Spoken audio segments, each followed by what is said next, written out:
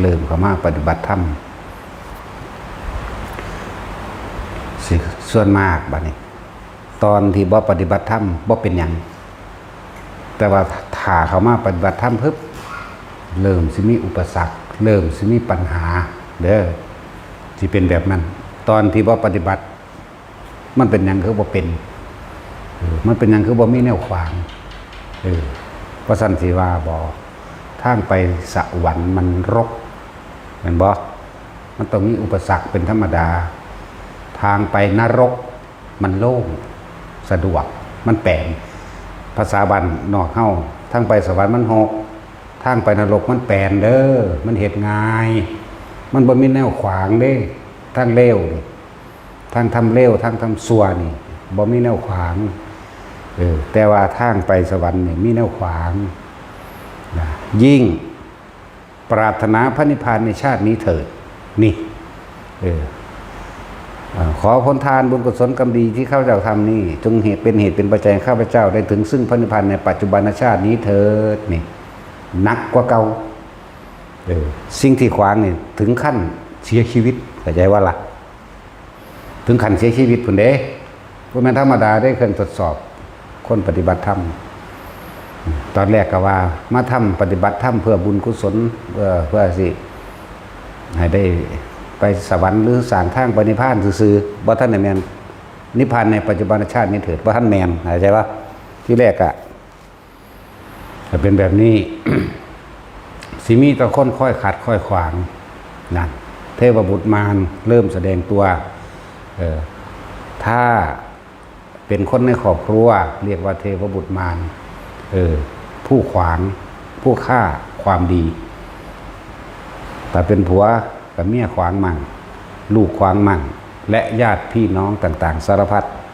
ค่อยขัดค่อยขวางค่อยให้ค่ำที่ว่าดูถูกเหยียดหยามเหมือนกับคนบวชส่วนมาก99%นี่ที่บอกว่าเบิดปัญญาทำมาหากินแล้วจึงไปบวชขี้ข้านบ่มีหยังนี่เหมือนกันเข้าใจว่าล่ะบัดนี้คนที่ว่ามาปฏิบัติมาฟังธรรมมาภาวนานี่เขาก็สิว่าไปต่างๆหน้าสารพัดอย่างที่เป็นมานี่แหละป่านนี้ถ้าเป็นคู่ตัวผัวเมียหรือผู้ใดผู้หนึ่งว่านี่เอาตัวรอดแต่ผู้เดียวสารพัดตะสิว่าเด้อเห็นแก่ตัวมีเอาตัวรอดแต่ผู้เดียวบ่รับผิดชอบเห็นบ่เป็นทั้งสั้นที่บอกว่าตอนที่บ่ปฏิบัติบ่เป็นหยังไปกินเหล้าเมายาตบมือเต้นร้องเพลงเต้นหน้าห้านฟ้อนหมอลำว่าเป็นหยังดีมวนขนาดนอกหนึ่งขึ้นนี่นะแม่ว่าสัตว์อย่างสั้นอะไรสิบ่มีแนวขวางเด้ธรรมะทางดีมีโลดให้จำไว้เลยว่าม่านบ่มีบารมีบ่เกิดที่หลวงตาเพิ่นบอกว่าสิ่งทั้งหลายเหล่านั้นเป็นดุจดังว่าหินรับปัญญาเป็นนั่นคือว่าหินรับปัญญาแปลว่ารู้แจ้งเห็นจริงตามความเป็นจริงเด้ปัญญาเห็นตามความจริงว่าทุกอย่างเป็นของไม่เที่ยงเป็นของไม่จีรังถ้าผู้ใดเขาไปยึดในความไม่เที่ยงในความเป็นอนัตตาผู้นั้นก็เป็นทุกข์นั่นแหละคำว่าปัญญาคือเห็นจริงตามความเป็นจริงสัตว์ทั้งหลายเป็นไปตามการกระทำของตนเองสัตว์โลกเป็นไปตามกรรมมั่งก็สิเห็นเหล่านี้เลื่อนว่าปัญญาเป็นหินหลับปัญญา ดูแจ้งเห็นจริงตามความเป็นจริงนั่นแหละคำว่าปัญญาก็ดีย่อมมีสิ่งที่เขามาทดสอบทดลองว่าถ้าเขาว่าบาเนี่ยพวกภาวนาถ้าเกิดว่าไปเห็นนิดๆหน่อยๆเห็นแสงสว่างเห็นผีหรือเห็นอีหยังแวบๆเขาก็จะว่าบ้าเห็นว่าล่ะเขาก็จะว่าบ้าเป็นบ้าท่านแตกเนาะเรื่องสั้นได้บาทนี่เป็นบ้ามั่งท่านแตกมั่งบาทนี้ถ้าเกิดว่าบางคนเกิดไปรู้แจ้งเห็นจริงตามความจริงหรืออาจจะรู้อนาคตของคนอื่นเรียกว่ามีอนาคตสังสยานก็ว่าได้ ฮู้ว่าผู้นั้นสิตายฮู้ว่าผู้นี้สิเกิดอุบัติเหตุไปบอกเขาไปเตือนเขาเนาะว่าให้เฮ็ดจังซั่นเด้อจังซี่เด้อเขาก็หาว่าเป็นปอบเขาก็หาว่าเป็นปอบแม่นแล้วมันเป็นปอบมันกินสูเด้เนาะจังซั่นบัดนี้เขาก็สิว่าอีกหลายอย่างเพราะว่าพวกปฏิบัติธรรมนี่พวกหัวแข็งพวกหัวแข็งเด้ถ้าพวกอันสมมติว่าคน100 คนนี่มีคนปฏิบัติธรรมอยู่คนหนึ่งเขาสิว่าคนปฏิบัติธรรมมันหัวแข็งดื้อรั้นบ่ฟังไผเนาะเพราะหยังเพราะเขารู้ตามความเป็นจริงเขาจึงบ่ฟังแต่เขาบ่มองกลับกันว่าคนที่มาปฏิบัติธรรมไม่ทำร้ายเบียดเบียนให้ผู้ใดผู้หนึ่งเสียชีวิตและทรัพย์สินเด้เขาสิบ่มองจุดนี้เขาสิมองตั้งแต่จุดที่ว่าบ้ามั่งทำแตกมั่งเบิดปัญญามั่งขี้ข้านมั่งเนาะนั่นแหละหินรับปัญญาถ้าเกิดอารมณ์ไม่พอใจนั่นแหละอัตตาตัวตนเข้าใจว่าลาวันนี้นี่แหละที่หลวงตาว่าอุปสรรคทั้งหลายทั้งปวงเป็นดุจดังว่าหินรับปัญญาเห็นปะถ้าเขายังโมโหอยู่นะหรือถ้าเขายังบ่มีเมตตาอยู่นะเนาะแสดงว่าเขาบ่ทันได้ถึงธรรมเนาะจังสันตัวมันไปจังสี่ได้เครื่องทดสอบไหมแสดงว่าเขาบ่ทันได้สละนั่นบ่ล่ะศูนย์ในเขาอยู่แน่อารมณ์สำนันแค่คำเบาคนก็ยังเก็บมาศูนย์อยู่โมโหอยู่เนาะนั่นแหละแต่ถ้าผู้ใดมีสติวินโยสติเป็นอัตโนมัติแล้วสมาธิจิตตั้งมั่นได้แล้วรู้แจ้งเห็นตามความเป็นจริงได้แล้วจะบ่หวั่นไหวจากโลกธรรมอันนี้เด้อบาดนี้สิเป็นเปรียบดูดังว่าคนที่จิตตั้งมั่นไม่หวั่นไหวต่อโลกธรรมจะเป็นดูดังว่าภูเขาหินแท่งทึบ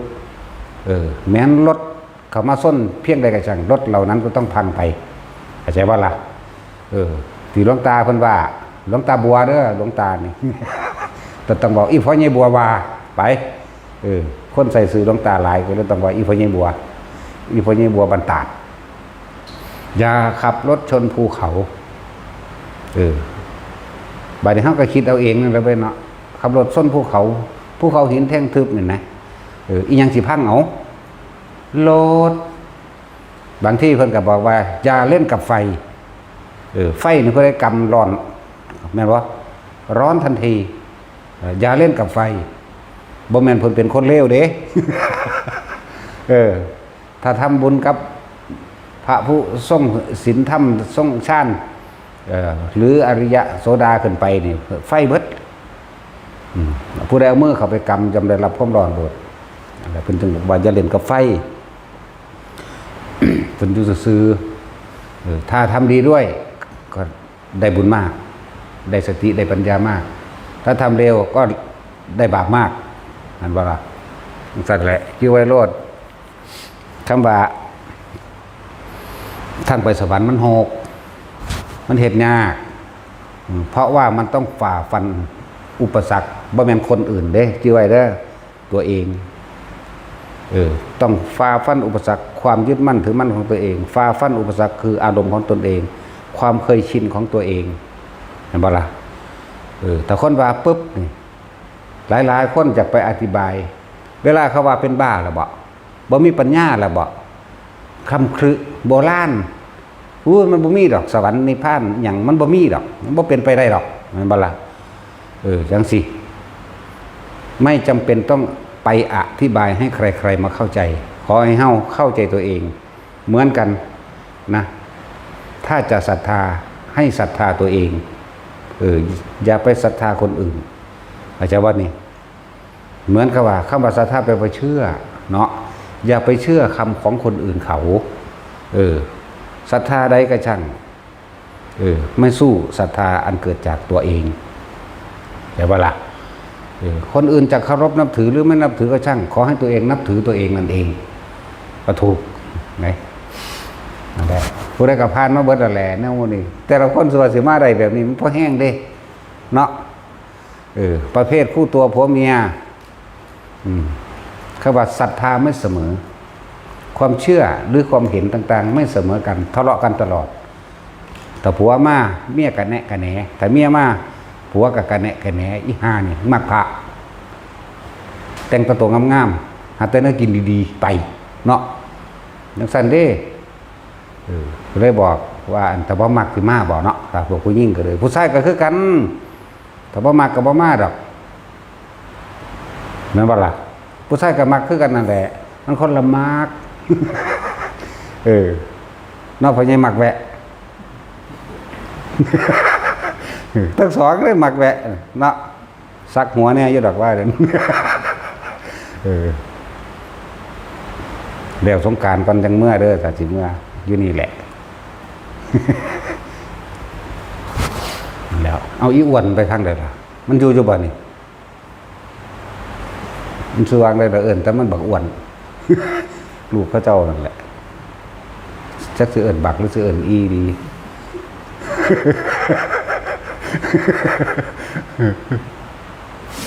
นี่แหละบักนั่นแหละใจมันเป็นผู้ชายร่างกายมันเป็นคืออึงคือยังนี่แหละร่างกายมันคือหมูเด้งไหม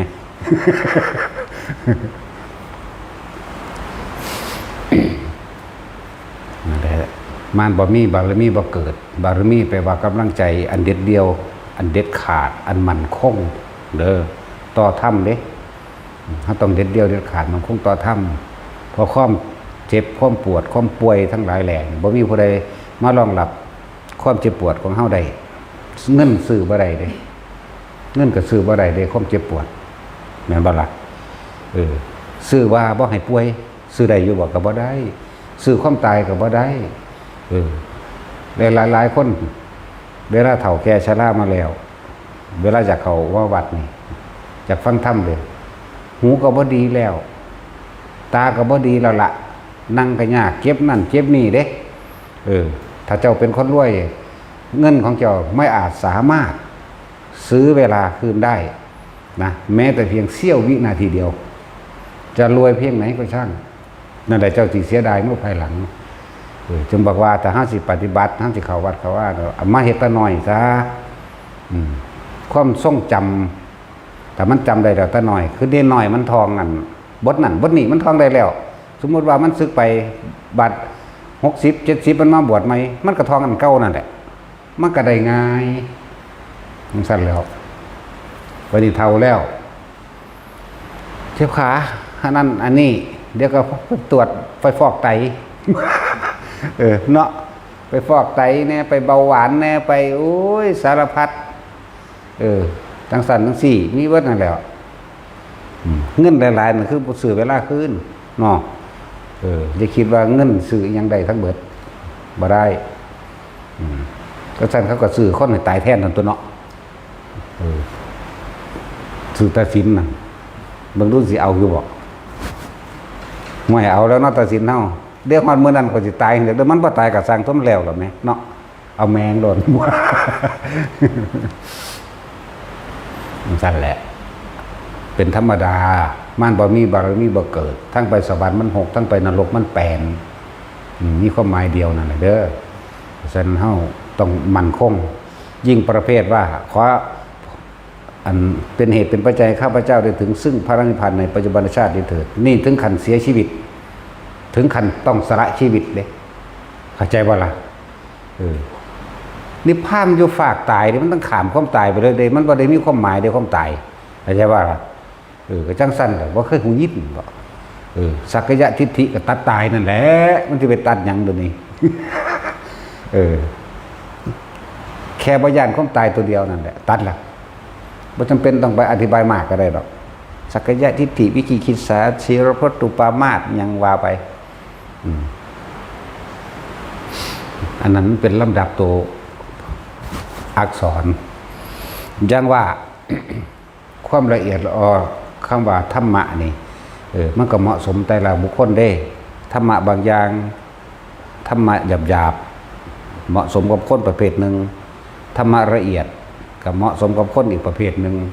ละเอียดยิ่งขึ้นไปก็เหมาะสมเรียกว่ากับหมู่เทพเทวดาก็อย่างหนึ่งเด้ธรรมะที่ละเอียดขึ้นไปอีกก็สำหรับหมู่พรหมก็อย่างหนึ่งเด้จึงเรียกว่าธรรมะจัดสรรจากว่าล่ะธรรมะจัดสรรเนี่ยเข้ากับจริตนิสัยตลอดทั้งอุปนิสัยและสติปัญญาที่รับได้นี่แหละคำว่าธรรมะจัดสรรหรือสิว่าการจำแนกแจกธรรมตามความอยากความละเอียดให้แก่หมู่สัตว์สอนเทวดาก็ไม่ได้สอนแบบนี้เด้คนละอย่างกันเด้และคำถามเทวดาก็ไม่เป็นแบบนี้เด้เป็นแมงเพื่อนย่าแต่อ้วนถามเด้ตัดสักยะทิฏฐิตัดยังไงก็อ้วนพักวันก็ตัดยากขึ้นแล้วนั่นไหม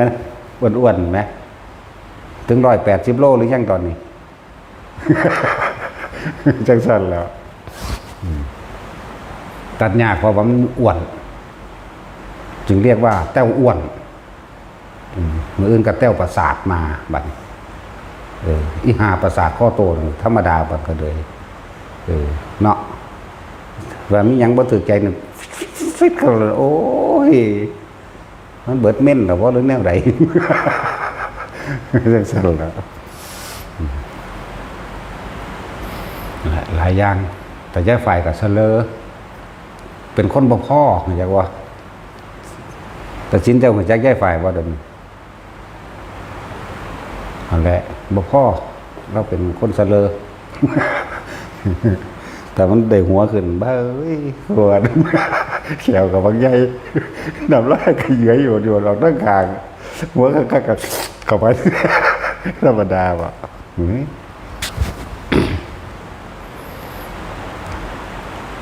แต่จะไปท้อถอยอุปสรรคนั่นแหละเป็นเครื่องวัดปัญญาจากว่าล่ะอุปสรรคนั่นแหละเป็นเครื่องวัดความอดทนเครื่องวัดความเพียรเป็นสิ่งที่ทำให้เห็นความจริงของเราเองเรียกว่าปัญญาเครื่องวัดปัญญาความจริงว่าเรายังยึดอะไรอยู่กับความไม่จีรังยั่งยืนจากบัดเฮายังไปยึดอีหยังอยู่เสียให้เฮาถูกเฮาสิไปยึดอีหยังกับมันนี่แหมนี่คือวัดอารมณ์เจ้าของเองเด้เข้าใจบ่ล่ะปัญญามันบ่ได้แปลว่ารู้แจ้งเห็นจริงมันบ่ได้แปลแค่ว่ารอบรู้ในกองสังขารเด้อันนี้ก็บ่ผิดเข้าใจบ่ล่ะบาลีเพิ่นแปลไว้ความรอบรู้ในกองสังขารเฮาก็แปลซ้ำให้ความรอบรู้ในกองสังขารตามความเป็นจริงสังขารคือเครื่องประกอบกันขึ้นเนาะ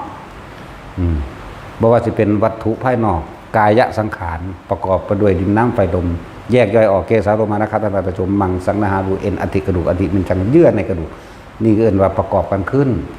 เหตุและปัจจัยทั้งหลายประกอบกันขึ้นเป็นธาตุทั้ง4สังขารนี่ก็แตกดับสลายเหมือนกันมันมีอายุของมันเนาะบัดนี้จิตตสังขารคือความคิดจากบ่มันมี2อย่างอยู่เด้อบัดนี้เพิ่นจังมาแยก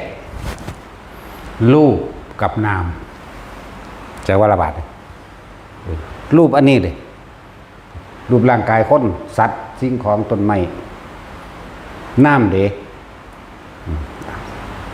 กายกับใจความรู้สึกจากว่าล่ะความรู้สึกนี่เฮาร่วมคำว่าใจให้ได้นี่แปลว่าความรู้สึกเด้มันสิแปลว่าหยังกะโดยความหมายของเฮาให้ว่าเป็นความรู้สึกพอใจดีใจหัวอ่างมูเนาะถ้ามันได้อันใดอันหนึ่งมาถ้าไม่พอใจสูญขึ้นตาดูนตาแดงแสดงออกทางกายมันบ่แสดงออกทางกายแสดงออกทางรูปนี่น้ำรูปกับน้ำนั่นแหละอันอื่นๆก็เป็นเครื่องประกอบบ่สิว่าเป็นตาหูจมูกลิ้นกายใจมันก็ไหลลงเข้ามาสู่คำว่าใจคือเก่าตัวไหลลงเข้ามาสู่ความรู้สึกนี่แหละมันประกอบมาจากรูปคือร่างกายเนาะอายตนะก็ดีสิไล่ไปยังอายตนะนอกอายตนะในเนาะนอก6รูปรสกลิ่นเสียงสัมผัสทางกายมันบ่ในเด้เวทนาสัญญาสังขารวิญญาณแม่นบ่จังซั่นแล้ววิญญาณหยังวิญญาณตาวิญญาณหูวิญญาณจมูกวิญญาณลิ้นวิญญาณกายวิญญาณใจความรู้สึกนั่น6นอกนี่บัดนี้ถ้าไล่ออกไปอีกก็เป็น แบ่งเป็นอดีตก็เคยเป็นเช่นนี้มาแล้วแม่นบ่สัตว์36ถ้าจะไปเกิดอีกแบ่งเป็น36ถ้าปัจจุบันก็36 3เป็นเท่าไหร่เราสูตรคูณบัก36ดู108มันก็ชื่อเอาในบักหามึง เรียกว่าตันหา108 36 3เป็น108แล้วจังซั่นแล้วสิไปว่าหยังเอาง่ายๆรถเฮาดับแมงในลมหายใจนี่แม่นบ่ยอดแห่งความรู้ยอดแห่งความรู้โดยกายสังขารโดยวจีสังขารโดยจิตสังขารคือรู้อนิจจังอนัตตารู้มองสุดมันเลยนี่ยอดถ้ำมันอยู่นี่เด้บัดนี้ถ้าว่าเขาไปยึดหยังจักอย่างระหว่างอนิจจังทุกขังอนัตตามันเกิดได้บ่มันก็เป็นของมันจังสั่นเฮาบ่เข้าไปนึกไปปรุงไปแต่งกับมันไหมเฮารู้หมดแล้วแหละตอนทุกคนรู้เสมอกันว่าเกิดกับเนาะการพบก็คือการเริ่มจากการเกิดก็คือการเริ่มตายแม่นบ่มาสรุปลงไปพวกเจ้าสิจากกันเป็นก็สร้างสุดท้ายพวกเจ้าก็ตายคือเก่าแหละเนาะนี่มันมาลงตรงนี้ไหมบ่ควรเข้าไปยึดมั่นถือมั่นในสิ่งทั้งหลายทั้งปวงไหมบ่ยึดนี่บ่แม่นคิดแต่ว่าก็ต้องอาศัยการคิดอยากว่าล่ะคิดเพื่อหยังคิดเพื่อให้มันหายสงสัยคิดเพื่อให้มันหายสงสัยคิดเข้าไปเฮ็ดจังใดคนสิบ่ตายคิดไปคิดมาจังใดมันก็ตายคือเก่าหายสงสัยเรื่องความตายหายสงสัยเรื่องสิ่งทั้งหลายทั้งปวงที่ว่าที่เกิดแล้วบ่ดับบ่มีจักอย่างหายสงสัยมันหายสงสัยแล้วว่านี่เหลือตั้งแต่อารมณ์ปัจจุบันเด้ใจดีๆเด้อเฮ็ดจังใดเฮาสิเขาฮู้จักคำว่าปัจจุบันปัจจุบันคือลมเข้าลมออกปัจจุบันคือการทรงอยู่ในจุดอุณโลมหรือว่าปีติปราโมทย์ทำความรู้สึกตัวนั่นเองเข้าใจว่าละบาดแค่นี้มันต้องเห็นยาก เพราะเขาเห็นอีหยังแล้วเขาเข้าใจดีแล้วว่ามันกับสิ่งใดสิ่งหนึ่งเกิดเป็นธรรมดาสิ่งหนึ่งก็ดับแตกดับเสื่อมสลายเป็นธรรมดาสิ่งทั้งหลายทั้งปวงเกิดเป็นธรรมดาสิ่งทั้งหลายทั้งปวงแล้วก็แตกดับตายเป็นธรรมดาเหมือนกันแต่มันสรุปตรงนี้แล้ว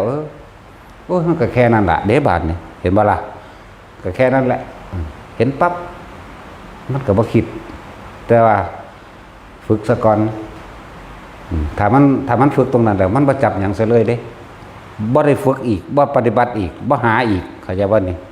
บ่มีความหวังอีกเข้าใจบ่นี่เพราะว่ามันเบิดแล้วมันเข้าใจแล้วนี่อยู่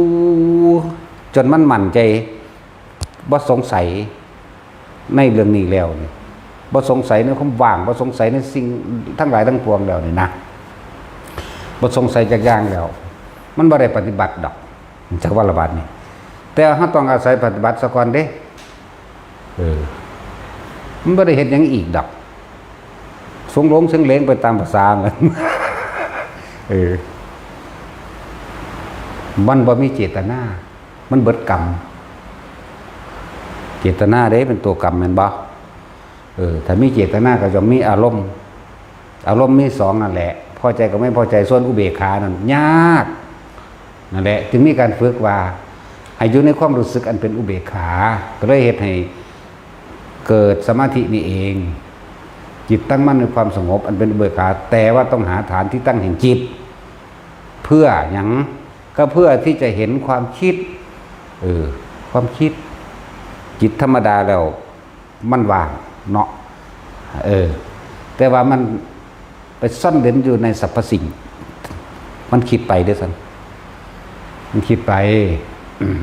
มันถูกสรรพสิ่งห่อหุ้มไว้อยู่ในหันแหละแต่ว่าเขาจะคิดไปบ่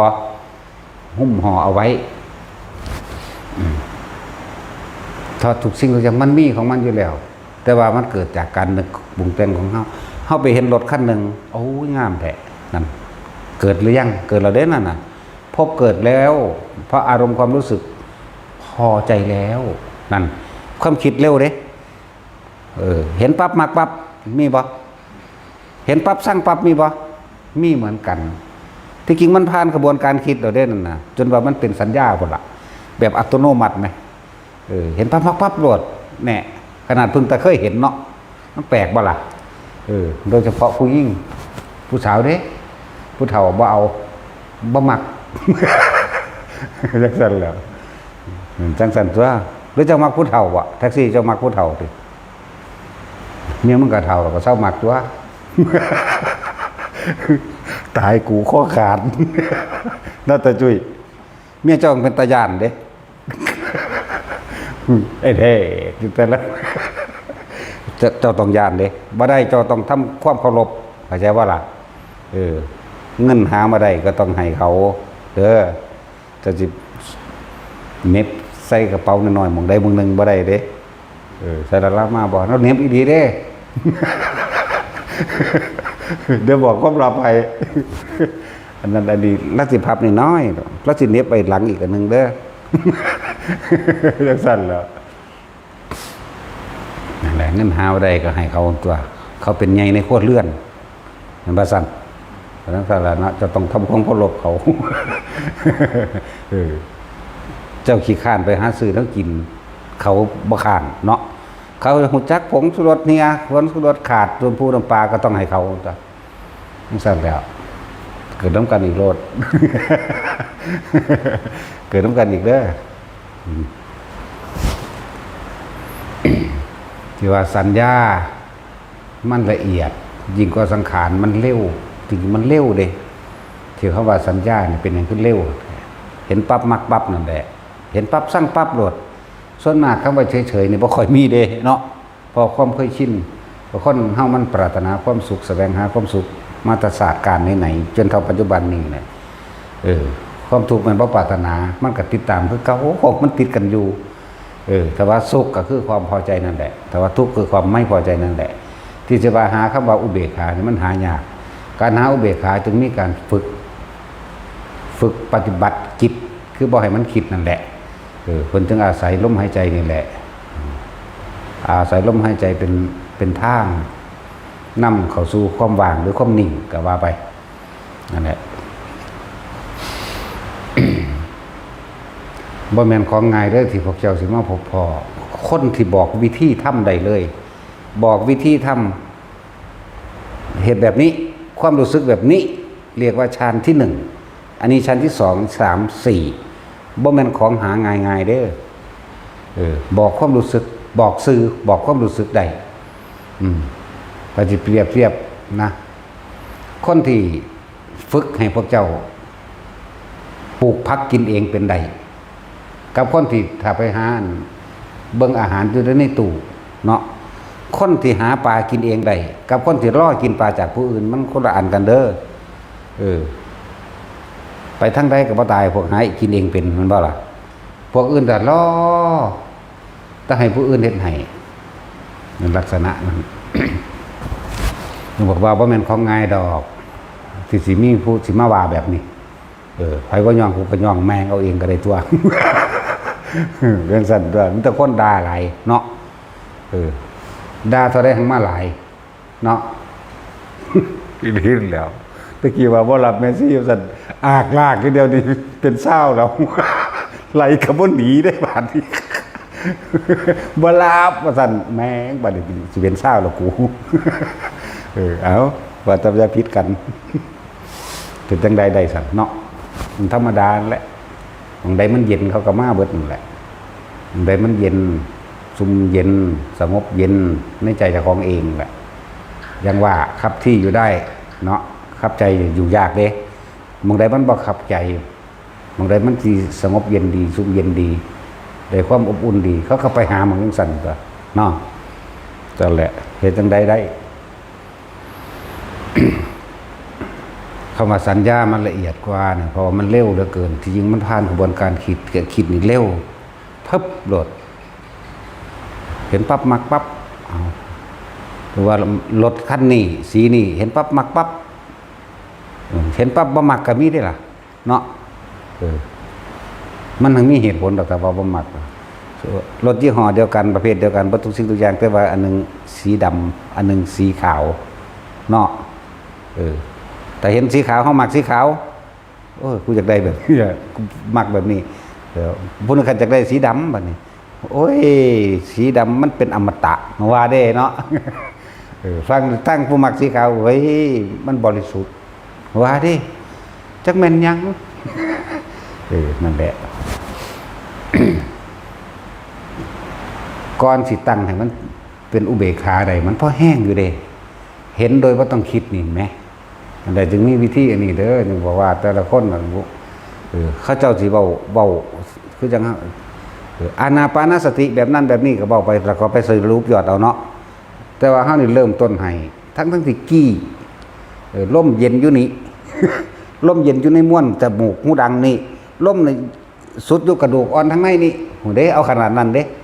เอาสูดลมเข้าไปเบิ้งซะก่อนพูดแล้วสูดเข้าไปเอาชุดนี่เด้อน่ะจะตามลมไปทั้งไตทั้งท้องเดี๋ยวจะตามมันเป็นภาระสูดลมเข้าไปนี่จับเอาลมของสุดกระดูกอ่อนในดังเฮานี่เด้อนะตอนออกกระช่างมันจังสี่เฮาก็ว่าหายใจเข้าพูดเอาเย็นแค่นี้หายใจออกโทเขาพูดโทอย่างนี้บัดนี้มันสิมีความรู้สึกนึงเกิดขึ้นระหว่างกลางคิ้วเจ้าเด้อนิ่มๆน่วงๆนึบๆก็ว่าไปมีแต่จังว่าสอนวิธีทำให้ทุกคนไปเฮ็ดเอาเองถ้าเฮาเบื้องต้นเป็นแล้วทำกลางถึงที่สุดเป็นหน้าที่ของเฮาสิเป็นผู้มีสติรู้ไปกับมันซื้อได้บาดนี้แต่บ่ล่ะอะไรจังว่ามันยากอยู่บอกกี่เอาขนาดนี้หาบางคนก็มาด้วยความสงสัยเพราะว่าหยังบ่ถิ่มสัญญาเห็นบ่อาจารย์นั่นคือว่าจังสั่นอาจารย์นั่นคือว่าจังสั่นกรรมฐานมันมี40อย่างฟังไว้ดีๆแน่เขาเจ้าก็สอนเฉพาะที่เขาเจ้าถนัดแต่เฮาถนัดเบิดทั้ง40อย่างแต่ว่าอันนี้มันง่ายกว่าก็เลยเลือกเฟ้นหาสิ่งที่ง่ายเข้าใจว่าบาดนี้แล้วก็บ่ได้เกี่ยวกับจริตนิสัยแม่นบ่ล่ะบ่ได้เกี่ยวกับว่าอันนี้เป็นศรัทธาจริตอันนี้เป็นพุทธจริตราคะจริตโมหะจริตโทสะจริตแม่นบ่ล่ะบ่ได้เกี่ยวกับจริตได้บาดนี้ขอให้เจ้าอยู่ในลมหายใจได้เถิดนาเป็นจังซั่นมันหลายเหมาะสมกับทุกคนทุกเพศทุกวัยพร้อมและสามารถทำได้ทุกที่อีกไม่เลือกการไม่เลือกเวลาขึ้นอยู่กับสติความเพียรของเฮาเองที่เฮาจะนึกเข้ามาสู่ลมหายใจทำให้บ้างทำให้บ่อยมันก็ชินของมันเองดอกคำว่าทำมากทำบ่อยบ่แม่นว่าไปนั่งเป็นทาเด้โอ้มื้อนี้กูสินั่งชั่วโมงนึงว่าซั่นนั่งคิดอยู่หั่นล่ะชั่วโมงนึงเนาะถ้าผู้ใดจับจุดบ่ได้แล้วนั่นน่ะว่างจิตบ่เป็นก็แค่นั่งคิดอยู่เฉยๆแถมซ้ำกระดุกกระดิกนั่นนี่อีกเนาะเลยไปตายตัวอยู่ว่าต้องนั่งท่านี้หรือต้องเดินเท่านี้ชั่วโมงเดินชั่วโมงนั่งชั่วโมงยืนชั่วโมงก็ว่าไปอันนี้บ่เป็นผู้นึกถึงลมหายใจเข้าออกต่อมาถ้านึกถึงลมหายใจเข้าออกมันแล้วมันเกิดอุณาโลมเกิดขึ้นแล้วคืออาการปิติเฮาสิจับเอาจุดเดียวเฮาสร้างฐานมันดีแล้วอยู่ในฐานเลยขณะที่เราเดินไปเฉยๆหรือนั่งอยู่เฉยๆไม่คิดไม่นึกสิ่งใดความรู้สึกอันเป็นนิ่มนวลเกิดขึ้นระหว่างกลางคิ้วเป็นชั้นที่2ล่ะปีติสุขเอกคตาแม่นบ่ล่ะเหมือนคนเฮาถ้ามันปีติแล้วมันจิตมันสงบมันผ่อนคลายลงแล้วมันก็สุขทันตัวเอกะแปลว่าหยังแปลว่าหนึ่งเป็นผู้มีจิตตั้งมั่นอยู่ในอารมณ์ที่เป็นหนึ่งคืออุเบกขามันจึงตั้งได้นี่แหละคำว่าสางอุเบกขาก็เลยถึงแม้นว่าจะเป็นความรู้สึกอยู่แต่เป็นความรู้สึกที่กลางๆคนเฮาบ่ค่อยมีอุเบกขาตัวนี้ถ้ามันอยู่ตั้งมั่นเขาแล้วมันก็ค่อยๆที่นี่ก็จะเห็นสิ่งทั้งหลายทั้งปวงเกิดขึ้นไหลไปตั้งอยู่นั่นแหละแดกดับเป็นธรรมดาโดยภายนอกก็เห็นแล้วโดยภายในคือความคิดเจ้าของนี่เฮามาจ่อตัวจิตได้เด้ตัวพระเกิดพระตายก็ตัวจิตตัวคิดนี่เด้แล้วก็ล่ะแค่คิดไปในตัณหานั่นแหละคิดไปตัวใดคิดในความอยากของเจ้าของเองคิดไปตามอยากให้มันเป็นแบบนั้นแบบนี้อันนั้นอันนี้สารพัดถ้าบ่คิดเด้มันจะยังมาเกิดมันบ่คิดมันบ่มีอารมณ์เด้เป็นตัวภพเด้อแปลว่าถ้าคนตายในอุเบกขาตัวนี้ได้ก็เป็นภพอยู่เป็นภพอยู่แต่ว่าเฮาอาศัยการฟังธรรมเฮาอาศัยพระปัญญาของพระพุทธเจ้าที่นำมาแสดงให้เฮาฟัง พวกอาราดาบทหรืออุตกะดาบทถ้าแม่นเพิ่นล่ออีกจักหน่อยที่พระพุทธเจ้าได้แสดงธรรมปุ๊บเขาเจ้าฟังทีเดียวบรรลุเลยเด้นเขาเจ้าเข้าไปยึดในความว่างหรือว่าติดในความสงบนึงเด้เข้าใจบ่ล่ะพวกติดในความว่างคือจังพวกอากาสานัญจายตนะนี่เป็นว่างๆโล่งๆไปซื่อๆเด้ตายไปพอดีเนี่ยเข้าใจว่านั่นคือที่สุดแห่งทุกข์แล้ว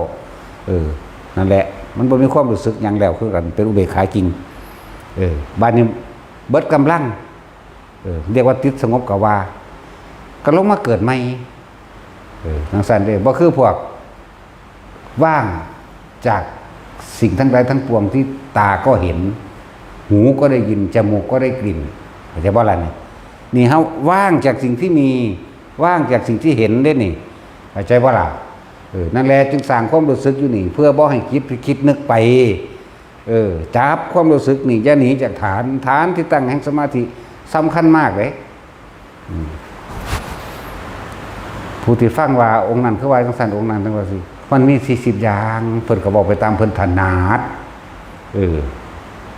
ผู้เพิ่นภาวนาพุทโธเพิ่นก็ตั้งไว้พุทโธนั่นแหละเป็นจิตหนึ่งเข้าใจว่าล่ะอย่าออกจากความคิดอันอื่นแม้แต่ไปคิดธัมโมแล้วมันก็เป็น2ของตัวแล้วนะเอาอันเดียวพุทโธก็อยู่กับพุทโธเลยมันเป็นคำบริกรรมเองโดยอัตโนมัติผลตัวตื่นปั๊บมันก็เป็นพุทโธในขณะก่อนที่สิหลับมันก็รับพุทโธตื่นปั๊บก็เป็นพุทโธเลยตัวบัดนี้แต่เอาไปว่าพุทโธหายอีกน่ะธรรมดาว่ะเมื่อพุทโธหายแล้วไปว่าเป็นอีกละแม่นบ่ซั่นมันเป็นว่างๆสงโหลงเสียงเหลงเนี่ยมันก็เป็นชั้น2 3 4ไปคือกันเนี่ยอันแล้วบ่ซั่นสิว่ากรรมฐานมันมี40อย่างบ่อะไรไปดีพุทธานุสติเฮาตัดย่อเอาเฉพาะคำว่าพุทโธก็ได้เป็นกิริยาของจิตที่เฮากล่าวถึงพระนามของพระพุทธเจ้าทุกพระองค์สิว่าพุทธานุสติก็สิเอาตั้งแต่อิติปิโสภควาเอาสิเอาเบิดหั่นบ่ย่นย่อเอาก็ได้คำว่าพุทธานุสติบ่แม่นแต่ว่าสิอิติปิโสภควาหรือพุทโธคำเดียวนึกถึงคุณงามความดีนึกถึงบารมีที่พระองค์สั่งสมมาก็เอิ้นว่าพุทธานุสติเกิดความระลึกนึกถึงตรงนั้นเบิดนึกคิดลึกซึ่งเข้าไปในสิ่งที่เพิ่นเสียสละพระพุทธเจ้าเสียสละสังเสริญไว้ชาติเป็นโพธิสัตว์แบบนั้นนี่เสียโอ้ยศาสตร์นี่ก็เสียสละชีวิตศาสตร์นี่ก็ซอยเหลือคนแบบนั้นแบบนี้เกิดความรู้สึกลงปีติเกิดให้ขึ้นมาตัวบัดนี้จะว่าล่ะนั่นก็เป็นชาติหนึ่งแล้วหั่นวิตกด้วยการระลึกนึกถึงคุณของพระพุทธเจ้าวิจารณ์ต่อเนื่องไปจะว่าล่ะแบบต่อเนื่องปีติเกิดมันนั้นหายสะอื่นขึ้นมาเลยเด้มันก็เป็นสุขเป็นเอกคตาตัวจากว่ามันก็เป็นชั้นที่1แล้วบัดนี้ถึงธัมโมคือระลึกถึงธรรมเลยก็ได้ระลึกถึงสิ่งทั้งหลายทั้งปวงเกิดดับแบบนั้นแบบนี้ก็ว่าไประลึกถึงเหตุและปัจจัยทั้งหลายอย่างเช่นเพิ่นว่าอิทัปปัจจยตาเพราะสิ่งนี้มีสิ่งนี้จึงมีเพราะมีการคิดในความอยากได้อยากดีมีอยากเป็นความอยากได้อยากดีอยากมีอยากเป็นทั้งหลายแล้วนี่เอิ้นว่าความไม่รู้อวิชชาเราไม่รู้เราจึงปรารถนาสุขทุกจึงติดตามเราในการเกิดทุกเมื่อแม่นบ่ซั่นเพิ่นเรียกว่าอวิชชาปัญญาสังขารสังขารปัญญาวิญญาณวิญญาณปัญญานามารูปังบ่ล่ะบัดนี้เฮาเอาแบบละเอียดจักหน่อยบ่เอาละเอียดหลายโอ้ยคนเฮาเพราะว่ามันบ่ฮู้เนาะผู้ใดก็ปรารถนาดิ้นรนด้วยความสุขสุขอันเกิดจากการมีเนาะมีทรัพย์สมบัติทั้งหลายสุขอันเกิดจากการมีชื่อเสียงสุขอันเกิดจากมีรูปมีรสมีกลิ่นมีเสียงสุขอันเกิดจากอารมณ์ที่ได้ดังปรารถนาคือพึงพอใจนี่เฮาปรารถนาตัวนี้สุขอันเกิดจากการมีอำนาจก็ว่าไปนั่นว่าซั่นเลยเป็นปัจจัย ให้บังเกิดสังขารเนี่ยวิชาเป็นปัจจัยเกิดสังขารสังขารคือความคิดนึกปรุงแต่งทั้งหลายไปในทางที่ดีไปในทางบุญนั่นแหละปรารถนาอารมณ์เป็นสุขแล้วดิ้นรนขวนขวายไปบัดนี้อารมณ์ที่แม้นไม่ปรารถนาคือถูกคนบ่อปุญญาภิสังขารแม้นไม่ปรารถนามันกระจักได้มาเด้เข้าใจบ่ล่ะมีผู้ใดปรารถนาทุกข์อยู่บ่มีว่ากูอยากทุกข์ได้แลนเหยียบไฟจักหน่อยก็ได้ขามันโป่งมันโป่งให้มันเป็นทุกข์เนาะบ่มีดอกอย่างสั้นก็นั่นแหละคือความเข้าใจผิดคิดว่าจึงเรียกว่าเนยชาภิสังขาร บุญญาภิสังขารบัดนี้อีกนัยยะหนึ่งการประกอบคุณงามความดีทั้งหลายเพื่อให้ได้มาในสิ่งที่ตัวเองปรารถนาเรียกว่าปุญญาภิสังขารส่วนอปุญญาภิสังขารความคิดที่เป็นอกุศลความคิดที่ไม่ทำให้เกิดความสงบร่มเย็นได้ หรือว่าอบุญหรือผู้ไม่มีความสงบผู้มีแต่ความเร่าร้อนกังวลนั่นแต่เขาก็ไม่รู้เด้ว่าเขาเร่าร้อนกังวลรู้ดังว่าบักนี่แหละขวางกูเห็นปะบ่ให้กูได้นั่นได้ดีกูต้องฆ่ามันเนาะเข้าใจว่าจังสั้นก็ไปฆ่าเขาแล้วสุดท้ายแล้วแต่ของก็ถูกจับเนาะแล้วเลยจะเนยชาติสังขารความเข้าใจผิดคิดว่าเห็นบ่นี่ให้อีกเนยอย่างหนึ่งบาลีเพิ่นแปลไว้ความเข้าใจผิดคิดว่ารูปอารูปภพนั่นแหละเป็นที่สุดแห่งทุกข์เป็นนิพพานนี่บาลีเพิ่นแปลมาเด้อแต่ว่าเขาแปลออกให้อีกนัยยะหนึ่งความเข้าใจผิดคิดว่าเหมือนกับว่าคิดว่าอารูปภพนั่นแหละเป็นที่สุดเข้าใจว่าล่ะนี่ก็เอิ้นว่าความไม่ผิดคิดว่านี่แหละสังขารสามปุญญาภิสังขารอปุญญาภิสังขารเนยชาภิสังขารเป็นปัจจัยมาเกิดหยังฮะไปจักซ้ำโอ้ยบอกไปเมื่อกี้นึงแค่ควรถามซะเป็นปัจจัยบังเกิดวิญญาณความรู้สึกล่ะวิญญาณก็เลยจากบ่ล่ะความรู้สึกพอใจกับไม่พอใจนี่แหละเขาใจบ่ระบายนี่ว่าภาษาเฮาเลยบ่ได้ว่าวิญญาณตาวิญญาณหูวิญญาณลิ้นจมูกกายกับวิญญาณใจกับตัวเดียวเนี่ยคือความรู้สึกพอใจกับไม่พอใจแม่นบ่ล่ะตัวนี้เป็นปัจจัยเกิดหยังบัดนามรูปกับน้ำก่อนตัวมันเป็นน้ำของมันอยู่แล้วได้นี่นั่นบ่ล่ะน้ำก็คือความรู้สึกนี่หรือว่าเป็นตัวของใดกันจังมันกันเนื่องกันกับรูปร่างกายเฮานี่แหละที่จริงมันเป็นก้อนเดียวเลยเด้อสิบอกให้เด้ออันที่เว้ามานี่มันบ่ได้แยกกันเด้เป็นก้อนเดียวคือคนนี่แหมโตคนเฮานี่แหมแต่ถ้ามาแยกแล้วนี่หัวนี่ผมมันว่านี่หัวนี่คิ้วนี่ดังนี่แขวแน่เอิ้นว่าหยังบักนั่นบักนี่อีนั่นอีนี่เนาะเอิ้นว่าคนเอิ้นว่ามันพร้อมกันได้ร่วมอยู่ในตัวคนผู้เดียวนี่แหละอันที่เว้ามานี่ก็ดีนี่แหละเกิดนามมารูปวิญญาณกับน้ำอยู่แล้วมันบ่น้ำรูปก็คือร่างกายเฮานี่เองบัดนี้อาศัยการจุติจากท้องจากมองตัวใดมองหนึ่งมาเข้าสู่ขั้นมาดาเดือนหนึ่งกับ15 มื้อเกิดหัวหนึ่งแขนสองขาสองที่สถิตแห่งจิตหาไทยวัตถุเข้าใจบ่นี่หัวใจเฮานี่แหละเป็นที่สถิตแห่งจิตที่สถิตแห่งรู้ที่สถิตแห่งความรู้สึกเดินมาเลยจิตวิญญาณก็ว่าเป็นความรู้สึกนี่ตามธรรมดาปฏิสนธิของสัตว์โลกของคนบวรสัตว์โลกเอาคนเดี๋ยวมันจะผิดคนนี่1 เดือนกับ15 วันเกิดแล้วกาปะเกิดเปสิกาปะเปสิเกิดก้อนเมื่อเกิดกาบขึ้นมาจนเกิดว่าเกิดหาไทยวัตถุเจอสมบูรณ์แล้วนั่นแหละดวงจิตจังเข้ามาสถิตที่หาไทยวัตถุจากว่าล่ะหัวใจอยู่ในหัวใจเวลาตกใจหัวใจเต้นแห้งปะดีใจกับเต้นแห้งคือกันนั่นแหละลองเบิ่งถือเลขมันได้จัก5 บาทดีใจเต้นดงอยู่ว่าสั่นดีใจซื้อเบิด3,500โอ้ยเลยก็ไปย่องเอาอันผู้เขาว่าแม่นนั่นแหละอันเบิดไป3,500เนี่ยบ่ว่าโอ้ยจังสั่นแล้วได้ขึ้น350จังสั่นละดีใจ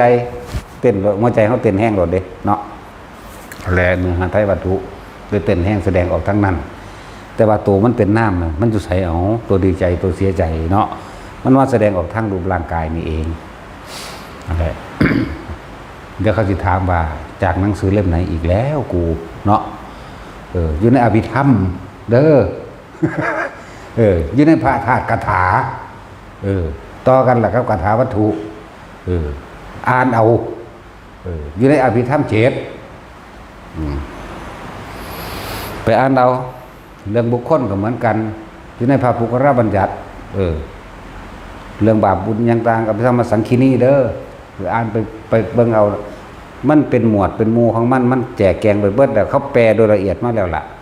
แต่ว่าบ่แม่นพุทธวิสัยแปลบ่ได้แต่ว่ากับพ่อได้ข่าวโค้งอยู่นี่แหละจังว่าธรรมะตัวนี้เรียกว่าธรรมจัดสรรนี่หรือว่าการจำแนกแจกธรรมเดี๋ยวนี้สอนเทวดาเข้าใจว่าล่ะบ่บ่ได้สอนมนุษย์พุทธวิสัยเท่านั้นแสดงได้พระพุทธเจ้าแสดงอภิธรรมแสดงยุทธสวรรค์ดาวดึงส์ไปโปรดเอาพุทธมารดาเนี่ยยุดดุสิตแต่ว่าเพิ่นขึ้นไปเนี่ยดุสิตเนี่ยถ้าสิเปรียบเทียบซื่อๆว่าเป็นคือเมืองหลวงของสวรรค์เดี๋ยวสิว่าเฮาบ่ผิดอีกนั่งอยู่ใต้ต้นปริจกะกำพลศิลาอาจแท่นพระอินทร์นั่งเวลาประชุมนั้นประชุมนี้จักว่าสั่นเดี๋ยวสิว่าเว้าน้ำตำรามันจากผิดอยู่เด้เฮาชื่อบ่ได้เนาะทำมั่วไปเลยตัวคนไปเลยนี่ได้ว่าบ่จักหยังดอกสักลากตัวนี้ แม่นตัวสั่นแม่นบ่สั่นเขาใหญ่มากแวะเจ้าว่าเจ้าฮู้จักติบ่ได้ฮู้จักหยังเลยนั่น ก็อีหลีนั่นแหล้วแต่ฮู้จักมาเกิดตายติก็มาเกิดตายเนาะ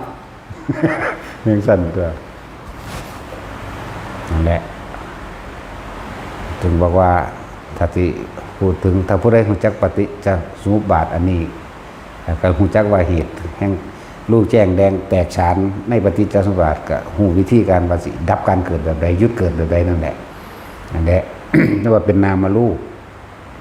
ออกจากท้องต้องออกจากท้องแม่มาแล้วจึงเป็นเหตุเป็นปัจจัยให้มันเกิดอายตนะนั่นบ่ล่ะออกมาแล้วเด้นี่เพิ่นเบิดเอาออกมาตะกี้มันอยู่ทางในอยู่เนาะตัวแรกมันอวิชชาปัญญาสังขารสังขารปัญญาวิญญาณังวิญญาณปัญญานามรูปังเห็นบ่นามรูปบ่บัดนี้นามกับรูปนามรูปังสรายตนังหมายถึงอายตนะกับสรายตนะก็เลยตาหูจมูกลิ้นกายใจอายตนะจึงเป็นปัจจัยให้มันเกิดอย่างผัสสะก็เห็นนี่แหละเห็นกันเดี๋ยวนี้แหละเห็นแล้วมักเลยสร้างเลยนี่แหละเนาะได้ยินเลยมวนเลยบ่มวนเลยนี่แหละนั่นอายตนะเป็นปัจจัยมาเกิดผัสสะอายตนะกับตาหูจมูกลิ้นกายใจวันนี้อายตนะนอกอายตนะในก็มีเด้มันบ่ล่ะนอกกับตาหูจมูกไอ้ในกับตาหูจมูกลิ้นกายใจนอกกับรูปรสกลิ่นเสียงสัมผัสรู้สึกทั้งกายอาจจะบ้าระบาดทั้งสั้นแต่มันเห็นแล้วมันก็รู้สึกแล้วมันอย่างแบบเวทนาทั้งตัวเป็นบ้าสั้นเวทนาบ่ล่ะความรู้สึกพอใจและไม่พอใจและอุเบกขาเฉยๆแต่หายากเข้าไปเฉยๆนี่เอาเถอะหน้ายอมรับความจริงโดดไปก็ดีเฉยๆนี่หายากแต่ว่าเป็นตาสร้างกับสร้างโหลดแต่ว่าเป็นตาหักกับหักโหลดเนาะแล้วเวทนา3เวทนาก็เลยเป็นปัจจัยมาเกิดตัณหาคือความอยากแต่ว่าตัณหากับตัณหา3เป็นบอกไว้หลายเนาะกามตัณหาความพอใจในอารมณ์นะความพอใจในรูปในรสในกลิ่นในเสียงสัมผัสกระทบรู้สึกและพอใจเรียกกามตัณหาเป็นเหตุเป็นปัจจัยให้เกิดสู่ภาวะตัณหาหมายถึงไปสู่ภพต่างๆเด้ถ้าพอใจมันก็ไปใส่สัตว์เนรยคติภพตัวนรกมันบ่สั่นวิภาวะตัณหาคือหยังเอาความไม่พอใจนั่นมันสั่นตัวนั่นแหละวิภาวะตัณหาตัณหาเป็นปัจจัยมาเกิดอุปาทาน4อุปทาน4ทิฏฐุปาทานถ้ามันมีความอยากแล้วมันต่อเนื่องกันเข้าใจว่านี่จะเอาความเห็นของมาอธิบายขยายความว่าเพื่อเอิ้นว่าเอาความเห็นของตนเป็นใหญ่อุปทาน4นี่จากหยังจากศีลพัตตุปาทานสิ่งที่เคยได้ยินได้ฟังได้รู้ได้เห็นได้สัมผัสได้กระทำมาเอาความเห็นตัวของเด้มาเป็นไงเนาะจากศีลพัตตุปาทานแล้วก็ศีลพัตตุปาทานมาจากไสกามุปาทานคือเก่าอารมณ์เจ้าของเป็นไงเนาะแล้วก็อัตตวาทุปาทานนั่นคือตัวตนที่ตัวเองกำลังแสดงออกมา อัตตาคือตัวตนก็คือความรู้สึกนั่นแหละปาทานคือยึดเลยแสดงออกมาด้วยความคิดเห็นนี้โดยสิ่งที่ได้ยินได้ฟังมาเปรียบเทียบเขาเข้าใจเจ้าของโดยอารมณ์ต่อของอีกนั่นแหละอัตตาตัวตนนั่นร่วมตัวนี้จึงเป็นปัจจัยมั่งเกิดอย่างภพแน่มันก็วนไปนี่นึงเด็ดละภพกามภพรูปภพอรูปภพนั่นแหละแต่กามภพไม่ยังแน่เดรัจฉานกับกามภพเนาะอบายภูมินี่แหละกามภพเลยมนุษย์นี่แหละกามภพก็ดีสวรรค์นี่แหละกามภพก็ดีเข้าใจว่าล่ะสวรรค์มีผัวมีเมียบ่มีแต่ว่าบ่มีลูกแบบออกในท้องเด้ใหญ่ขึ้นเลยโลดสวรรค์มีกระเทยบ่ให้เขาได้อีกบ่ถึงมีเด้บ่มีกระเทยบ่มีท่อมเด้อันมันสุวางได้ไว้อันบักอ้วนสุว่ามันตายมันไปเป็นผู้ชายเลยเด้มันใจมันไปเข้าใจบ่นี่ใจมันเป็นมันสุวางได้ลืมซื้อนั่นล่ะอีปามบ่ฮะปามบ่ปามเนาะบ่แม่นอีดอกบักนี่แค่ว่าล่ะมันต้องเป็นบักปามจังซั่นล่ะแต่มันตายมันไปเป็นผู้ชายเลยเด้ใจมันเป็นอยากว่าล่ะนั่นแหละสั่นแล้วก็บ่มีท่อมบ่มีกระเทยบ่มีสัตว์เดรัจฉานนั่นเป็นอุปไมยในการว่าพระอินทร์ทรงฉากเอราวัณซื่อสัตว์เดรัจฉานได้สิไปหาไปเกิดช่วงสั่นเป็นว่าสั่นบ่ได้มีเด้สั่นแหละมีแล้วกามภพอบายนี่ก็แม่งกามภพมันก็เดรัจฉานเด้สัตว์เปรตมันเบ้ากันดอกมันหิวสัตว์นรกมันก็บ่เอาตอนนั้นมันฆ่าเขาฟันหัวมันอยู่จุ่มน้ำร้อนอยู่บางทีกระโดดลงในตัวนั้นเผ็ดแสบเข้มแล้วก็เป็นคลื่นน้ำหมักจับพวกจักว่าน้ำหมักจับลัดเที่ยวต้องหัวลงหาตีนมันติดดึงของมันเองขาดเป็นท่อนๆเวทนีนรกคนตีพอตีแม่เหตุให้พ่อแม่เสียน้ำตาตามความเป็นจริงบ่แม่นเสียน้ำตาแบบแถลงเอาจักว่าล่ะพ่อแม่หาทั้งคนก็แถลงเอาดิว่าธรรมดาเด้อีนี่แหละคุณอีแห่นี่แล้วก็หันหลังให้ก็บีบน้ำตาให้อีสิโอ้ยเจ้าของลงเอาเองนั่นน่ะบ่แม่นเด้อสิบอกให้สั่นแหละเวทนีนรกมุนนะครับเป็นปัจจัยกามภพถ้ารูปภพเด้ก็พวกสมชาตินี่แหละรูปภพนั่นบ่ล่ะนั่นแหละนี่คือเรียกว่ารูปภพถ้าอารูปภพเด้ก็ทรงชาติในอารูปแค่นั้นพวกเขาไปติดในความว่างจะสิว่างแบบอากาศก็สร้างจะสิว่างแบบความรู้สึกนี่บ่มีที่สุดก็สร้างจักบ่ล่ะวิญญาณัญจายตนะนี่เขาสินึกเด้ความรู้สึกนี่บ่มีที่สิ้นสุดนึกไปปุ๊บไปของเขาเด้อากินจัญญายตนะบัดนี้สั่นแหละวิญญาณก็บ่มีหมองสุดอีกจังซี่เด้เนวสัญญาจะว่ามีก็ใช่ไม่มีก็ใช่ได้บัดนี้มันแปลกประหลาดเนาะลักษณะนั้นแต่ว่าของบ่นิยมดอกเด้ออารูปนะให้เป็นโพธิประสานสั้นของบ่สอนแนวนั้นเอาแค่ชั้น1 2 3ก็บรรลุได้แล้วจากบ่ล่ะสมาธิในฌานในสมาธิปัญญาในสมาธิปัญญาในฌานก็มีเป็นหยังสิบ่มีพลิกนิดเดียวเท่านั้นเองที่แรกก็ให้มันนิ่งซะก่อนพอมันนิ่งแล้วมันก็เห็นสิ่งทั้งหลายทั้งปวงควรไปแต่ว่าเฮาก็นิ่งอยู่เห็นว่าความมีเกิดแล้วความมีกระดับบ่มีหยังแซ่อยู่จังซั่นตลอดบ่มีหยังคงที่หรอกเนาะสิ่งใดเกิดสิ่งนั้นดับแม้แต่โลกนี้เกิดโลกนี้ก็สิดับอายุมันยืนยาวกว่ากันซื่อๆเด้เอาคิดเบิ่งว่าภูเขาเป็นลูกอยู่เขาก็ยังขุดได้เกิดดับบ่ซั่นน่ะอยู่สระบุรีมันยังเท่าใดล่ะมันหลายวันจังซั่นแล้วกรมป่าไม้ไปรักษาไว้นั่นด่าพวกนี้อีกแล้วรักษาไว้นั่นรักษาไว้ถ้าขายเด้พวกไม้นั่นน่ะบัดนี้ก็สัมปทานหินไปเฮ็ดปูนเนาะ วาดชาวบ้านชาวเมืองไปหาพอได้เฮ็ดฟื้นโคตรแมงนี่หาจับเบิดเอาโลดมาสีแมงเอ้ย ได้อีกเป็นหยังมันสิบ่แม่นเด้อนี่พ่อกับแม่นปลูกไว้บ่แต่มันท่านเกิดก็เลยเนาะล่ามใส่พวกนี้อีกเป็นผู้ใดบอกแม่มึงไล่พากูออกจากป่า พระพุทธเจ้าสอนเขาป่าให้ไปอาศัยป่าเงื่อมผาภูเขาไล่บางใดบ่มีพระอยู่น่ะห่างทิมเด้เกี่ยวกับความมั่นคงของชาติได้สิบอกให้เด้อพวกเฮ็ดกับศาสนาพุทธศาสนาเป็นสถาบันหนึ่ง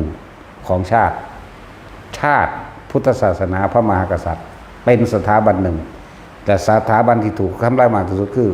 พุทธศาสนาแม่นบ่ล่ะไผอยากว่าจังได๋ก็ว่าลูกหมาทั้งใดว่าก็ว่า ลูกหมูลูกเป็ดลูกไก่ลูกเขาอีหาใดมันอยากวางใดมันก็ว่าเนาะมันบ่ได้เข้าใจหยังเด้นั่นน่ะจักบ่ล่ะมันกำลังทำลายความมั่นคงของชาติเด้นี่มันบ่แม่นคดีน้อยๆเด้สูฟังเด้อบ่อนทำลายพุทธศาสนาหมายถึงว่าบ่อนทำลายชาตินั่นแหละพวกป่าไม้อันไล่ตีพระลงมาพ่อม่างเลยเวลาทุกทางคนละเอาตามที่พระเข้าไปในปัจจุบันนี้พระเข้าไปพระเขาบ่ให้ขึ้นเลยเด้เขาให้ลงไปอยู่น้ำบานแต่มีองค์หนึ่งไล่ออกไปอยู่น้ำกันเด้มันยันเวลาไปตัดไม้นั่นมันยันพระนี่เห็น ตัดไม้ขายเป็นรถซุ่งนั่นป้าโตก็บ่ไปจับนั่นว่าถูกกฎหมายมันว่าสัตว์มันเขียนเอาเองแต่กฎหมายเนาะมันก็เฮ็ดได้เบิดตัวบัดชาวบ้านไปเฮ็ดเฮือนน่ะนะเขาเฮ็ดแต่เฮ็ดพ่อเฮ็ดเฮือนอยู่เขาก็เศร้าดอกเขาบ่ได้ไปขายต่างประเทศดอกเนาะเขาบ่ได้เข้าโรงงานแปรรูปดอกเขาบ่ได้ไปสัมปทานทั้งใดดอกโอ้ยบอกมาศูนย์ล่ะเอาขี้มนกเข้าตัวหนึ่งดึงเงื่องปากมันขึ้นตัวหนึ่งเงียนดีๆถอนปึ๊กออกบอกว่าต้องถอนแห้งแต่ถอนซาๆค่อยๆดึงตึงสั่นแหละเจ้าท้องเขามีโรคอยู่ดวงเดียวปวดแขวปวดมีโรคอื่นเด้ปวดแขวมันเคยเห็นมาบ่มันปวดแต่แขวถอนสิเบิดแล้วตึงสั่นแหละบาปกรรมอันนี้ละมั้งปวดตะแขวแนวอื่นบ่มีแต่ปวดแขวแต่สิแม่นจริงติว่าไปถอนแขวพวกกันฆ่าพระอันพระโมคคัลลาโจร500ว่าซั่นมันบ่พอ500หรอก30กว่าคนนึงผูกขามันก็ดึงขึ้นทั้งมันบางที่ก็ให้เขาตีเล็กคือเบ็ดเกาะเขาฟ้าตีนดึงขึ้นมั่งบัดนี้เอามีดนั่นปาดหนังตกเตะๆลงมาเอาเกลือวานใส่พ่อมื้อนี้บักนี่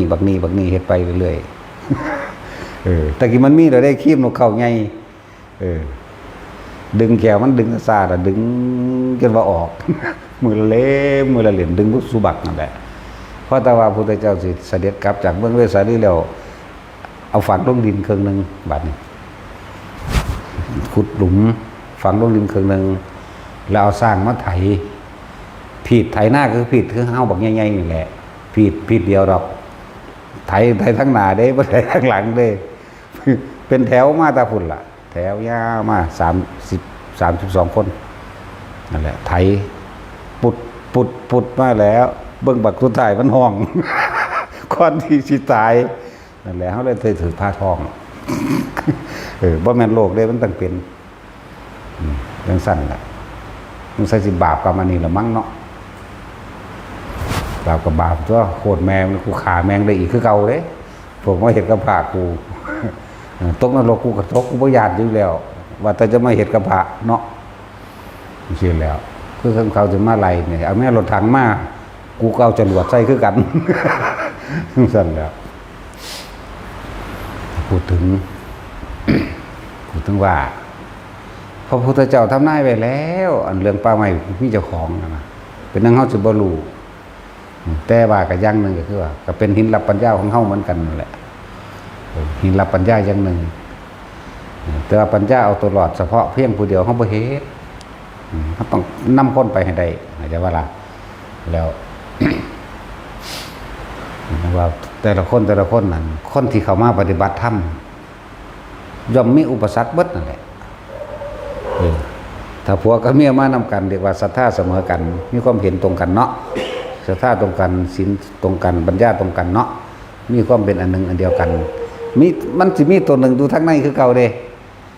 คือสมชายนั่นแหละ สมชายกับอีแวว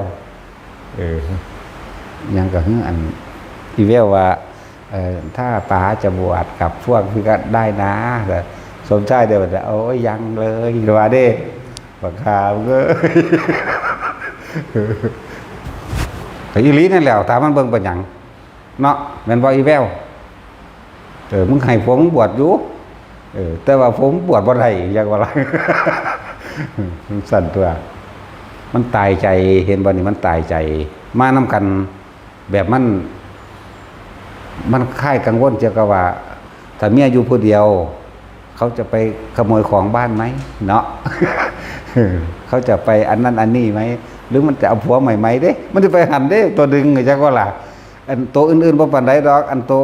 จะไปเอาผัวใหม่นี่ที่ ตัวมันหนักกว่าหมู่ตัวนี้ละจักว่าล่ะก็อีหลีนี่แล้ว มันสั่นแล้วตอนอยู่นำกันบ่เป็นหยังเด้ร่องหนีจากกันบังเด้อมึงเอ้ยบาดนี้หาเล่าร้อนขึ้นมาโลดแล้ว เอาขนาดว่าบวชอยู่นี่เมียก็อยู่นำกับสร้างเป็นคือเก่า สิภาษาหยังก็บ่อยู่ไกลๆเนาะเห็นว่าสมชายบอกแล้วตัวมึงอย่าตายใจเด้อว่าเห็นว่าบักน้อย สุดแรกได้50มื้อสุด2ได้60มื้อตอนอยู่นำกันบ่เป็นหยังไม่เป็นไรตลอดชีวิตละว่าเด้ ตอนบวชอยู่เมียก็อยู่มันก็เฮ็ดข้วยนั่นนี่ก็เลี้ยวเห็นอยู่บ่เป็นหยังสบายใจอยากบ่ล่ะเพราะถ้าเขาหนีไปบัก15มื้อนั่นเท่านั้นแล้วไว้บาทนี่เอาแล้วบาทนี่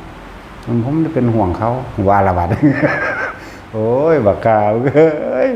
สุดนี่ได้60มื้อ สุดนั้นได้50มื้อสุดนี้ได้60มื้อสุดต่อไปอาจสิได้70มื้อเนาะ80มื้อไปเรื่อยเอาจัก7เทื่อมันมีอยู่หลักนะสมัยพุทธกาลก็บวช7เทื่อจังบรรลุอรหันต์ก็มีอยู่เอาโลด นี่สั้นแหละมันมีอยู่มือแม่นคนว่าดอกไส้3โบสถ์จังสั่นจัง4บ่ได้เกี่ยวกันดอกละมานบ่มีบารมีบ่เกิดพวกเจ้าจะถึงพระนิพพานพวกเจ้าต้องฝากตายไปความตายบ่มีความหมายมันต้องโสตายเด้แม่นบ่ล่ะถ้าพวกเจ้าบ่ข้ามความตายมันสิเอาหยังมาเป็นเครื่องวัดตัวเองเนาะมันต้องข้ามความตายเด้รอดตายมาแล้วเด้เพิ่นจังได้ทำเพิ่นจังมาแสดงอันนั้นอันนี้เวกๆวากๆก่อนน่ะคือหลวงปู่หลวงตาเพิ่นได้มาแม่นบ่ล่ะตอนเพิ่นอยู่ผู้เดียวนั่นโอ้โหว่าธรรมดาเด้วาบวิวโหวเหวเหวิงหวางบัดนี้เงียบบ่มีเสียงสัตว์เสียงนกเลยบ่มีเสียงแมลงเลยเงียบเบิ่งดูบัดนี้มันสิคุมความคิดได้บ่บัดมันเงียบเรื่องสั้นแล้วบัดมีเสียงกับมีได้บัดนี่ตอนฝนตกฟ้าห้องฟ้าพานี่มันบ่ธรรมดาคือจังมันพาเข้าหัวใจเฮาคักๆนี่เด้มันบ่ได้ดังปึ้งปังคือน้ำบ้านน้ำเมืองเฮาเด้ตอนเฮาอยู่ในป่ามันเสียกเข้าแบบโอ้ยคือสิพาหัวเฮานี่ธรรมดาบ่แต่คิดเข้ากับญาติโดนแล้วใครนั่นแต่บ่คิดนั่นแหละเพิ่นจังให้มีวิธีแต่เครื่องอยู่ลมหายใจอุณาโลมทรงชาญก็ว่าไป แต่จะหนีออกจากฐานที่ตั้งแห่งจิตต้องตั้งไว้ในฐานอันเดียวในใจบ่นี่ถ้าเปี้ยโอ้ยพากูสรนอนมันไปแล้วเด้นั่นน่ะไม่ใช่ว่าล่ะย่านตายแล้วเสือกตายลงนรกแล้วเด้นั่นไม่ใช่ว่าล่ะมันญาณอยู่แล้วเนาะโอ้บ่ธรรมดาเด้อผู้ใดไปพ้อสิฮู้จักดอกหน้าเปี้ยออกมาแต่ละบาทนี่คือจังมันซัดลงข้างๆหูเฮาคือสิแตกออกนั่นเด้เปียงเปียเปียงป้างนั่นธรรมดานั่งย่อๆอยู่กูสิไปรีอยู่ซ้ายมันจังสิพ้นน่ะสิไปกกไม้ก็ย่านมันลงกกไม้ถึงเจ้าของอยู่กลางเดินเลย อยู่กลางเดินก็ย่านอีก โอ้อยู่ในหูดังนั่นตัวจังหวะหยาดอะไรอยู่ในหูดังเราจึงบอกว่ามองภาวนาดีที่สุดก็คือในตัวเองนี่แหละบ่ได้ยุ่งของอื่นบ่ได้ยุ่งภายนอกเดี๋ยวคือพวกนี้กลับมาแล้วนี่ก็หลายอย่างคือว่าน่ะที่เขาไปเจอมาบางที่ คือเขาขึ้นไปเห็นผู้หญิงมาตักน้ำกันว่าลำพีอย่างว่าลืมซื้อละมาจากอิสราเอลนะ บัดนะเจมบอกโอ้เป็นตามาตาอิสราเอลอยู่เพราะว่ามันสื่อออกฝรั่งสื่อว่าเจม ทั้งสั้นแล้วเขาสงครามกันคนเลยได้มานี่แหละคนไปล่าสุดมาเนี่ยถ้ามันเป็นวิวมาเราเริ่มเห็นมันเป็นดอกมันบอกว่าถือเด้แบบมันเป็นวิวบ่แม่นทั้งเบาแบบวิวแบบธรรมดาเด้ผู้เข้าสู่ความวิวว่างเว้งอีกทีมันธรรมดาเด้นั่นแหละมันเป็นแบบนั้นเลยกลับมามันกลับมาเห็นอยู่พวกอันบางบทตักน้ำมันก็เห็นอยู่ก็เห็นคือเฮาธรรมดานี่เด้เห็นบัดถึงไปเบิ่งแล้วมันบ่มีหอดอ่างน้ำจากว่านั่นนี่ก็มีนั่นแหละแต่คนไปจังสันจังสีรู้ได้พวกนั่งคิดเอาเนี่ยเศร้าจะมาเบาน้ำอันนี้ก็เห็นตาดิบๆบ่เป็นตาสุก ตาเป่าๆเพราะว่าเป็นอย่างเขาเคยเห็นเขาว่างจิตเป็นกลางเขาทรงชาญเขาอยู่กับความรู้สึกอันเป็น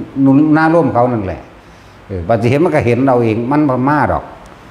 ถ้าคิดออกมันบ่เห็นโลดมันเป็นจังซั่นและมันสามารถรับรู้ได้ตามความหยาบความละเอียดมาตักน้ำอีหานั่นจังเป็นยังด่าเขาเนาะมันก็คงยินด่าแมงโลด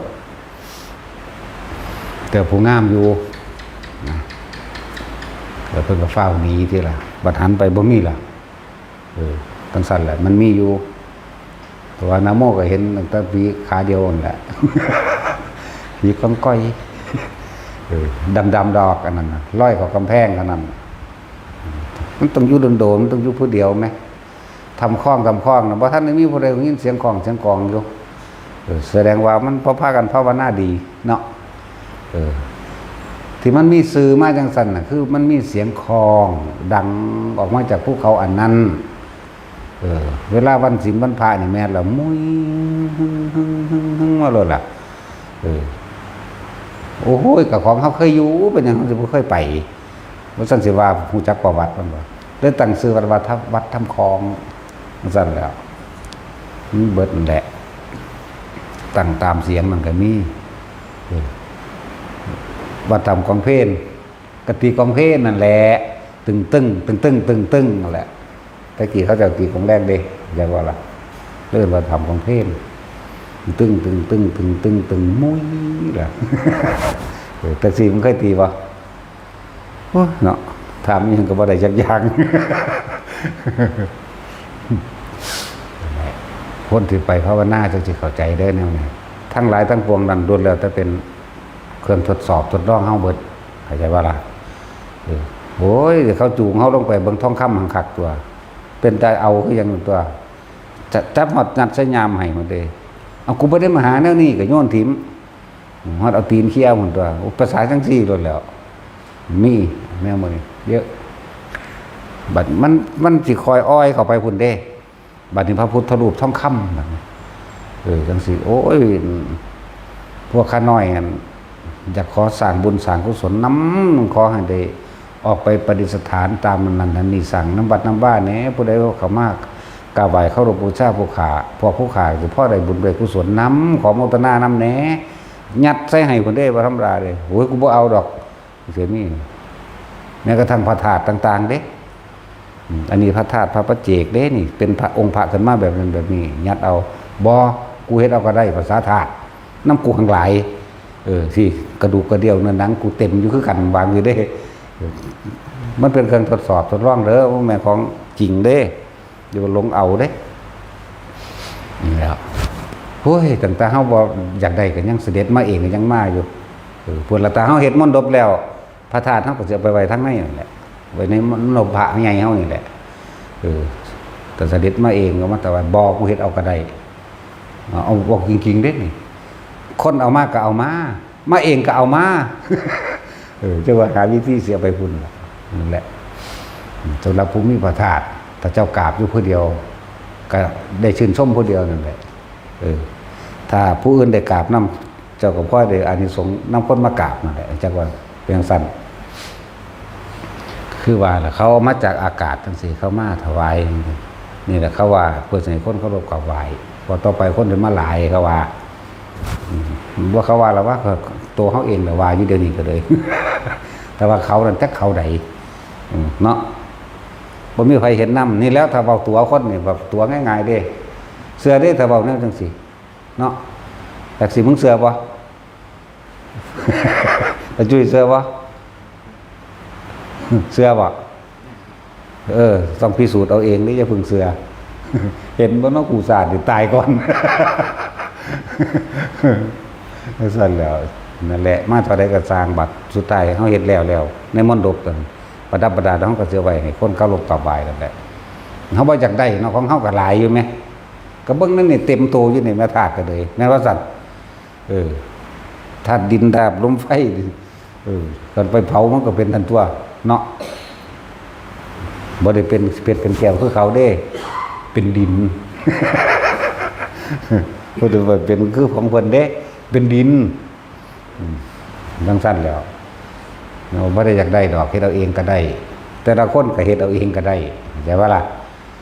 แต่กี้เพิ่นก็บ่เป็นตัวเพิ่นก็ยังเป็นเนาะเฮามีวิธีอยู่แม่เฮาก็เฮ็ดเอาตัวบ่ได้อยากได้ก็เฮ็ดเอาตัวเฮาบ่อยากได้ ดังสั้นแล้วแต่คนที่เอาพวกอันบ่ว่าสิเป็นคนนำมาเป็นของพระเก่าพระหยังก็แล้วแต่เถอะเฮาบ่อยากได้พระเก่าพระยกพระแก้วพระธาตุหยังก็แล้วแต่พระบรมสารีริกธาตุและอรหันตธาตุก็ตามมันบ่อยากได้อยู่แล้วก็จะเอาไปประดิษฐานไว้คนเคารพกราบไหว้ในพระใหญ่เฮานั่นแหละพระแก้วใหญ่ก็สิมีองค์เดียวนี่ก็ในโลกนี่ใหญ่สุดแล้วหมายถึงพระแก้วอันนี้เด้บ่แม่นพระอิฐพระปูนเด้จักว่าล่ะอันนี้แหละ จะไว้นี่ส่วนที่ว่าเสด็จมาเองก็เข้าไปในที่ต่างๆตามองค์เพิ่นหมายถึงว่าถ้าเกิดว่าถ้าเป็นกระดูกไหปลาร้าก็เข้าไปอยู่ในไหปลาร้านั่นแหละแล้วเป็นสิเป็นกระดูกแขนกระดูกยังเข้าไปอยู่ในแขนเพิ่นโดดสิคั่นเมี่ยง เข้าไปเอาเองโลดเฮ็ดเป็นอยู่ผู้เฮ็ดเป็นเด้เฮาเฮ็ดบ่เป็นเด้แล้วแต่จังซั่นแล้วเอาสมาทาน